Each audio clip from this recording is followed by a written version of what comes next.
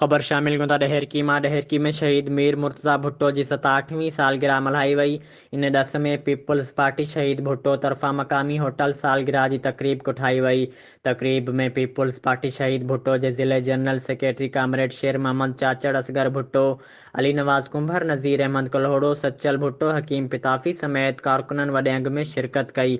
उन मौक़े ते अॻुवाणनि ख़िताब कंदे चयो त हिकु साज़िश तहत मीर मुर्तज़ा भुट्टो खे शहीद कयो वियो, जंहिंजा क़ातिल अॼु बि ज़िंदा आहिनि ऐं जिन खे पीपल्स पार्टी जी सिंध हुकूमत तहफ़ुज़ ॾेई रही आहे। उन्हनि चयो त मीर मुर्तज़ा भुट्टो जेको शहीद ज़ुल्फ़कार भुट्टो जो इनक़लाबी पुटु हुयो, ज़ियाउ आमरेद ख़िलाफ़ जदोजहद कई, कॾहिं बि कंहिंजे अॻियां न झुकियो, अवाम ख़ातिर मुल्क वापसि आयो, थोरे ई अरसे में अवाम में भरपूर मक़बूलियत हासिल कई, जंहिं ते संदसि मुख़ालिफ़ भूखलाठ जो शिकार थी विया, जंहिं करे खेसि क़त्ल करायो वियो। हुननि चयो त अवाम ज़रदारी लीग मां बेज़ार थी चुकी आहे। भुट्टो ख़ानदान जा असल वारिस फ़ातिमा भुट्टो ऐं जूनियर ज़ुल्फ़कार भुट्टो आहिनि। अवाम हाणे असल भुट्टो खे ॾसणु चाहे थी त जल्द ई फ़ातिमा भुट्टो ऐं जूनियर ज़ुल्फ़कार भुट्टो मैदान ते ईंदा। नकली भुट्टो ऐं ज़रदारी लीग जे अमरीती सियासत जो ख़ात्मो अचण वारो आहे।